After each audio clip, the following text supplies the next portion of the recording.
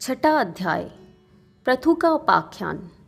पृथ्वी का पृथु की पुत्री बनकर अनेक प्रकार के दूध देना और अनेक पात्रों एवं दूहने वालों का वर्णन। पृथु ने कहा, वसुधे, जो पुरुष इस संसार में अपने या पराई किसी भी एक व्यक्ति के लिए बहुत से जीवों का वध करता है, उसे ही यहाँ पाप लगता है। भद्रे, जिस पापी व्यक्ति के मारे जाने से बहुत से प्राणियों को सुख मिलता हो, उसको मारने से न तो पाप लगता है और न उपपातक ही। जहाँ दुष्टता का व्यवहार करने वाले एक व्यक्ति का वध करने से बहुत से मनुष्यों का कल्याण होता है, वहाँ उसका वध करना पुण्यप्रद ही है। अतः वसुंधरे, यदि आज तू जगत का हित करने वाले मेरे वचनों को नहीं मानती है, तो मैं प्रजा के हित के लिए तेरा अवश्य वध कर डालूंगा। तू आज मेरे शासन से परान्मुख हो रही है, अतः आज तुझे बाण से मारकर अपने देह को ही फैलाकर मैं उस पर चिरकाल तक प्रजा को धारण करूंगा। अतएव धर्मधारियों में श्रेष्ठ देवी, तू मेरे शासन को मानकर सारी प्रजा को जीवित रख, क्योंकि तू प्रजा को धारण करने, जीवित रखने में समर्थ है। साथ ही तू मेरी पुत्री बन जा, तब मैं तेरे वध के लिए उठाए हुए इस भयंकर दिखने वाले बाण को रोक लूंगा। पृथ्वी ने कहा, वीर, मैं निसंदेह यह सब कुछ करूंगी, परंतु ठीक उपाय से आरंभ करने पर ही सब कार्य सिद्ध होते हैं। अतः आप उस उपाय को देखिए या ढूंढ निकालिए, जिससे आप इन प्रजाओं को पुष्ट करके धारण कर सकें। इसकी युक्ति मैं बताती हूँ। आप मेरे लिए एक बछड़े की खोज कीजिए, जिससे मैं स्नेह से पिन्हाकर दूध दूं। धर्मधारियों में श्रेष्ठ, आप मुझे सर्वत्र सम चौरस कीजिए, जिससे कि मेरा झरता हुआ दूध सर्वत्र व्याप्त हो जाए। वैशंपायन जी ने कहा, जन्मेजय, तब वेन पुत्र पृथु ने धनुष के कोने से सैकड़ों और सहस्त्रों पर्वतों को उठाकर ईंटों की दीवार के समान खड़ा कर दिया। इससे पर्वत बड़े हो गए। इस प्रकार वेन पुत्र राजा पृथु ने पृथ्वी को समचौरस कर दिया। पिछले मनवंतरों में यह पृथ्वी ऊंची नीची थी। पहले चाक्षुष मनवंतर में इस पृथ्वी के प्रदेश संभवतः ऊंचे नीचे थे। पहले सर्ग में पृथ्वी के विषम होने के कारण नगर और ग्रामों का विभाग नहीं हुआ था। उस समय न किसी प्रकार का धान्य होता था, न गोरक्षा होती थी और न खेती होती थी, तथा न सत्य एवं मिथ्या से मिला हुआ वाणिज्य होता था। उस समय न लोभ था न मत्सर। राजेंद्र, इस वर्तमान वैवस्वत मनवंतर के आने पर वेनपुत्र पृथु के समय से ही इन सभी व्यक्तियों की उत्पत्ति हुई है। निष्पाप नरेश, जहाँ जहाँ यह भूमि सम हो गई, वहाँ वहाँ प्रजा ने रहना पसंद किया। हमने ऐसा सुना है कि वेन पुत्र पृथु द्वारा भूमि का दोहन होने से पहले प्रजाओं का आहार फल और मूल था, तथा वह भी उन्हें बड़ी कठिनता से मिलता था। पुरुष श्रेष्ठ, वेन पुत्र प्रतापी पृथु ने प्रभु स्वयंभू मनु को बछड़ा बनाकर पृथ्वी से सब प्रकार के धान्यों को अपने हाथों में ही दूहा। तात उस दिन से सब प्रजा उसी अन्न से आज तक बढ़ रही है। भारत, सुना है फिर ऋषियों ने भी भूमि को दूहा था। उस समय सोम उनका बछड़ा हुआ। अंगिरा के पुत्र महातेजस्वी बृहस्पति दूहने वाले बने और छंद वेद पात्र बने थे। तपोमय शाश्वत ब्रह्म अनुपम दुग्ध के रूप में प्रकट हुआ था। यह भी सुना गया है कि फिर इंद्र आदि सब देवताओं ने भी सुवर्ण का पात्र लेकर इस पृथ्वी को दूहा था। उस समय इंद्र बछड़ा और भगवान सूर्य दूहने वाले बने, तथा पुष्टिकारक अमृत रूपी क्षीर प्रकट हुआ, जिससे देवता सदा जीवित रहते हैं। सुना है कि फिर अतुल पराक्रमी पितरों ने भी पृथ्वी को दूहा था। उन्होंने चांदी का पात्र लेकर स्वधा रूपी दूध का दोहन किया था। प्रतापी विवस्वान पुत्र यम उनका बछड़ा बने और लोकों का अंत करने वाले काल अंत तक उनका दुहने वाला बना। नरोत्तम, फिर यह भी सुना जाता है कि नागों ने तक्षक को वत्स बनाकर अलाबू यानी तुम्बू के पात्र को लेकर विष रूपी दूध दुहा था। भरत श्रेष्ठ भूपाल उस समय दूहने वाला नाग ऐरावत था और सर्पों ने प्रतापी धृतराष्ट्र को दूहने वाला बनाया था। जिनमें स्पष्ट रूप से विष झलकता है, ऐसे ये विशाल शरीर वाले सर्प उस विष से अपनी आजीविका चलाते हैं।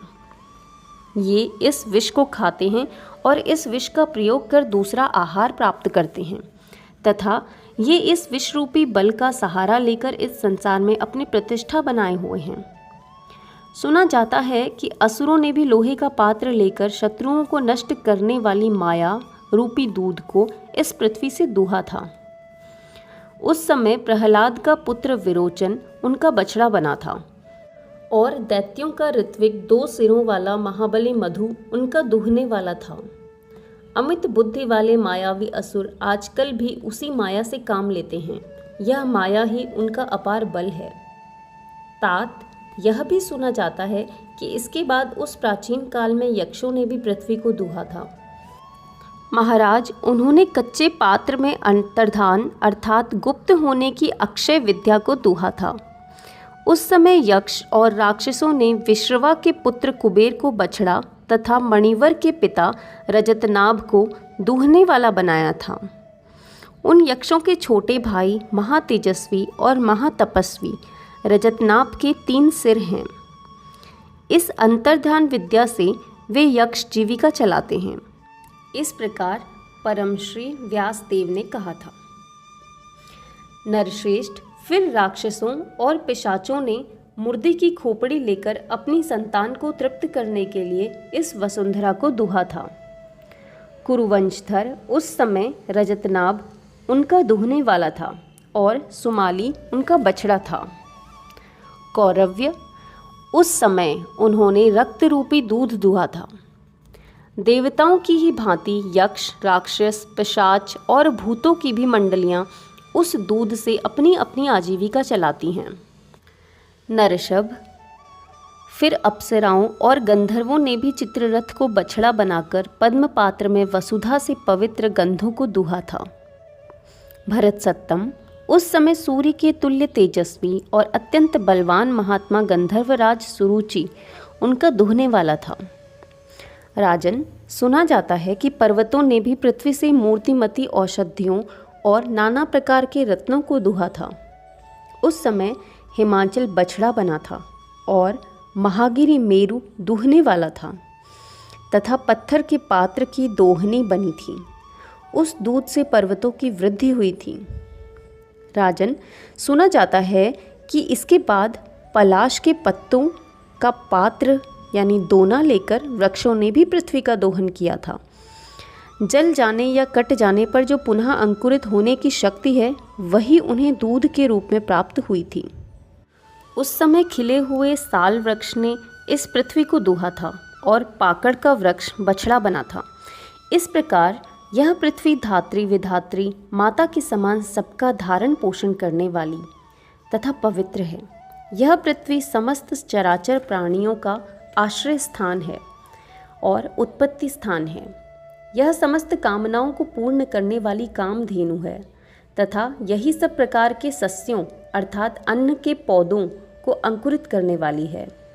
पहले यह समुद्र तक की सारी पृथ्वी मधु और कैटब के मेद यानी चर्बी से भर गई थी, इसलिए मेदिनी नाम से विख्यात हुई। अतएव यह देवी ब्रह्मवादियों द्वारा मेदिनी कही जाती है। भरतवंशी राजन, फिर वेनपुत्र राजा प्रथु की पुत्री के रूप में अंगीकार करने पर यह देवी उनकी पुत्री बन गई और इससे यह पृथ्वी कहलाती है। इस पृथ्वी को प्रथु ने अनेक भागों में विभक्त एवं शुद्ध किया। इसको अन्न आदि की खान बना दिया और समृद्धशालिनी बनाकर इसे ग्रामों और नगरों की श्रेणी से सुशोभित कर दिया। नृपश्रेष्ठ, महाराज प्रथु ऐसे प्रभावशाली थे, अतएव सभी प्राणियों को निसंदेह उनकी पूजा तथा वंदना करनी चाहिए। वेद वेदांग के पराक्रमी महात्मा ब्राह्मणों को भी अत्रि कुल में उत्पन्न होने के कारण ब्रह्म योनि एवं सनातन पुरुष विष्णु रूप प्रथु के प्रति निश्चय ही नमस्कार करना चाहिए। पृथ्वी के स्वामित्व को चाहने वाले महाभाग्यवान राजाओं को भी आदि राजा वेनपुत्र प्रतापी पृथु को प्रणाम करना चाहिए। जो पराक्रमी राजा युद्ध में विजय चाहते हों उनको भी योद्धाओं में अग्रणी राजा पृथु को अवश्य प्रणाम करना चाहिए।